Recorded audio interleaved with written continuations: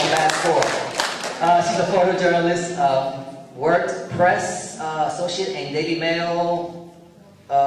What's that say? Negative? No, I can't read either. Oh, London. That was not London. I know I can read, girl. That was like L-O-N-O-D-O-N, whatever I spell it. It was nothing like that. Okay. Worked on Ocean Drive magazine for 2 years. Several photo shows. I'm assuming that's one-woman photo shows. Very nice. Working on a book called Lux Guide South Beach to be published in March. Y'all give it up for Bridget. Okay, and last but not least, my brother all the way to my right and to your left is Nat. Nat, like Nat Turner and Nat King Cole. Because he didn't give me a last name, so I'm just giving him some couple of names. Nat, teacher, architect, lives in Little Haiti, South Paso. Born in Philadelphia, has a black Labrador. Is that a black belt? Black PhD. I didn't understand. Black Labrador. Okay. And loves moonlit nights. All right. Y'all get from that.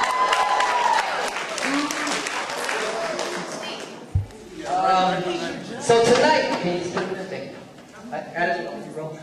Tonight is a very special night because we have a very, very, very special guest who I was so fortunate to build a little bit a couple of days ago.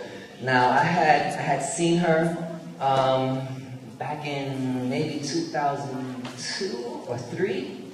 Saw her for the first time live at the on Broadway. Saw her twice. Saw that show twice actually. I was there the night before close and then closing night. Had a couple of other colleagues in the show, but this beautiful young woman I did not know, and saw the show, blew me away. I was like, what? And actually happened to catch her again in Edinburgh when I was doing my solo show out there when they were on tour, on the Deaf Poetry Tour. So I want to really gladly and proudly introduce to you, yes, oh y'all just know.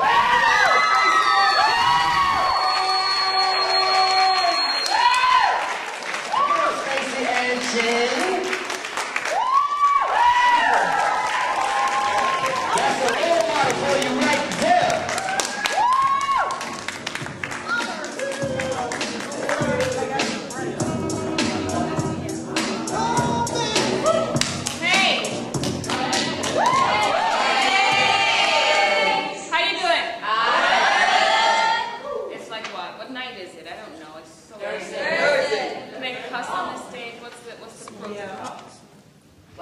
Can I cuss?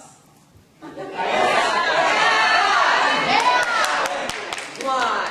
mean, I'm really checking with the authority. We watch you in school. I know, but you know. Sometimes I have to know if I'm supposed to be well behaved or not. It's kind of like amazing to be here, and I've seen a bunch of you as I've moved from school to school. Shit is like mad far from each other here. Like New York, we just go down to the 7th floor where it's next. But it's been,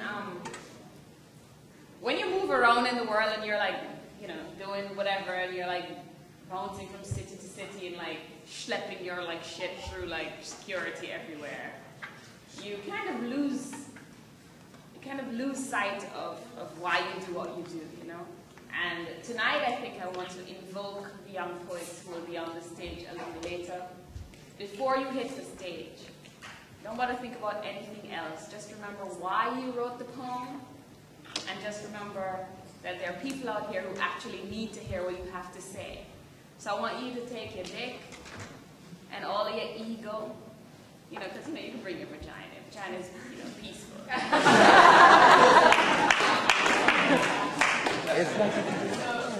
Yeah. Leave your ego behind and like just try your very, very, very, very best to make sure that you remain true and you remain honest and you remain authentic to the process of being a poet which has nothing to do with being on Deaf Poetry Jam or getting like, you know, mad kudos anywhere. The work is really just the work, and you have to want to do it for more than just the glory, because so few of us get glory. There isn't enough glory in America for black people and for gay people and for all that stuff, you know, like, we gotta work and chip away at it bit by bit, you know? So unless you're like mad, unless you're like Donald Trump, you know, then you really have to like schlep hard at this big machine. So work hard and putting your work out there. So I wanna just do this. Am I doing one, please?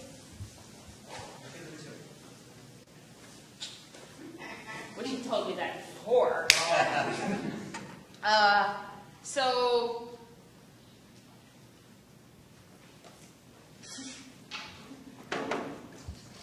am I a feminist or a womanist?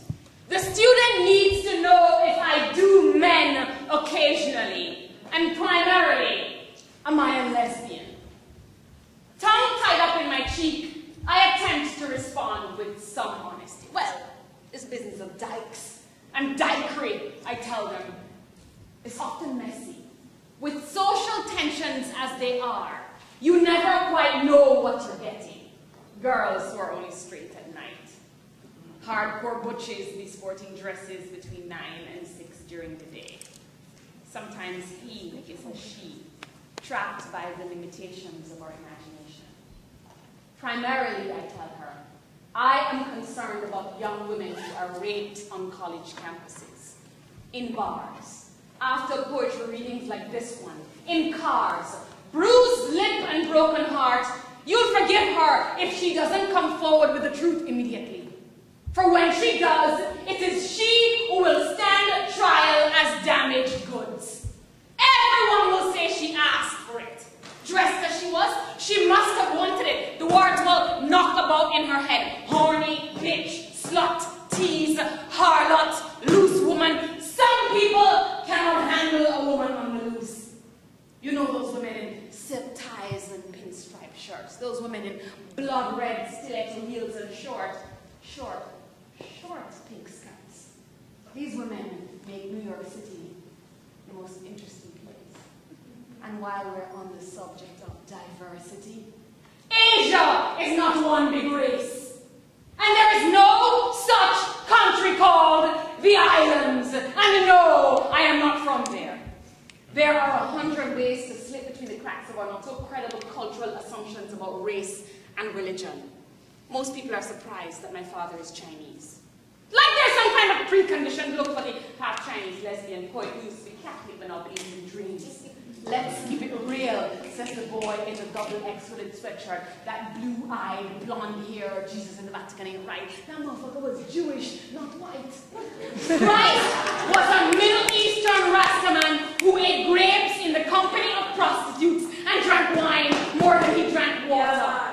Born of the Spirit, the disciples loved him in the flesh. But this course is not from those of us who clearly identify as gay or lesbian or even straight. The state needs you to be a clear left or right. Those in the middle get caught in the cross. Fire away at the other side. If you are not for us, you must be against us. But when people get scared enough, they pick a team. Or be it for Buddha, or Krishna, or for Christ. I believe God is that place between belief and what you name it. I believe holy is what you do when there is nothing between your actions and your truth.